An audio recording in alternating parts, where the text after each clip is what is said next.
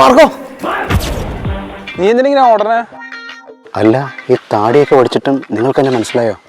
മനസ്സിലായില്ലെങ്കിൽ നിന്നെ ഞങ്ങൾ വിളിക്കേണ്ട ആവശ്യമുണ്ടോ? അല്ല, നീ എന്തിനാ പിന്നെ ഓടിയേ? ഞാൻ വന്നപ്പോൾ മുതൽ എല്ലാ ചെന്നായ്ക്കളും എന്നെ കൂട്ടം കൂടി അടിക്കാൻ നോക്കുക.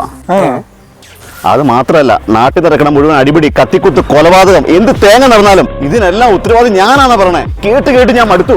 പിന്നല്ലാതെ ഈ വക സിനിമ കാണുമ്പോൾ ഓരോരുത്തർക്ക് ഇതൊക്കെ അനുകരിക്കാൻ തോന്നുന്നത്. ദേ സിനിമ കണ്ട് അനുകരിച്ച് ഓരോരുത്തർ ഓരോ കാര്യങ്ങൾ ചെയ്യാനാണെങ്കിലേ എന്റെ മാളിയപ്പുറം സിനിമ കണ്ട് എത്ര പേര് ഭക്തരായിട്ടുണ്ട്? എന്റെ വിക്രമാദിത്യം കണ്ട് എത്ര പേര് IPS കാരും IAS കാരുമായിട്ടുണ്ട്? എടാ, കല്ലുപനത്തിൽ പിടിച്ചെന്ന് പറഞ്ഞേ അപ്പുറത്തെ അങ്ങവാടിയിൽ പിള്ളേരെ കടിപിടി. അടുത്തത് ഇതും കൂടെ എന്റെ തലയിൽ വരാനുള്ളൂ. ഞാൻ മടുത്തു. പിന്നെ നാട്ടിലെ പല കേസുകളും കാരണേ ഞാനല്ല, മറ്റവൻ. ഏത് മറ്റവൻ? ഹരി. ഏത് ഹരി? ലഹരി.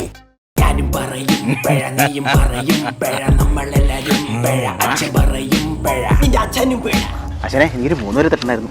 3 3 തട്ടാൻ പറ്റുന്നുണ്ട്. ഇത്രയും വേണോ?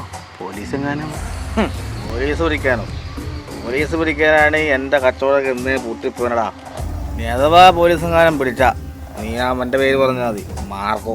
ഈ നാട്ടിലുള്ള മണ്ടന്മാരല്ല അവൻ്റെ പേര് ഞാൻ വിശ്വസിച്ചോളൂ. അതാ അച്ഛനെ, ഇതാരാ ഇത്? ഇവനോ? ഇവനാ മറ്റേ പാട്ടുകാരൻ.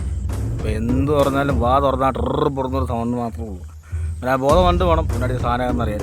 അത് എന്ത് വേണം എനിക്ക് എൻ്റെ കച്ചവടം തുടങ്ങാൻ.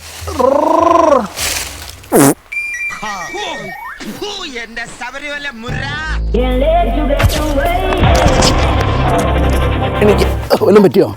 ചേട്ടൻ്റെ പടി പിടിച്ചോ. ചേട്ടൻ എവിടെ പോകണ്ടേ? ഞാൻ കൊണ്ടാക്കാം. ഇല്ല, എനിക്ക് കുഴപ്പമൊന്നുമില്ല. പറ്റുമെങ്കിൽ എന്നെ എൻ്റെ ഓഫീസ് വരെ ഒന്ന് എത്തിച്ചാൽ മതി. ചേട്ടൻ എവിടെ വർക്ക് ചെയ്യുന്നത്? ഞാൻ ഈ നീതി സ്റ്റോറിലാ, നീതി ലാബിലാ. ഞാൻ കൊണ്ടുവിടാം.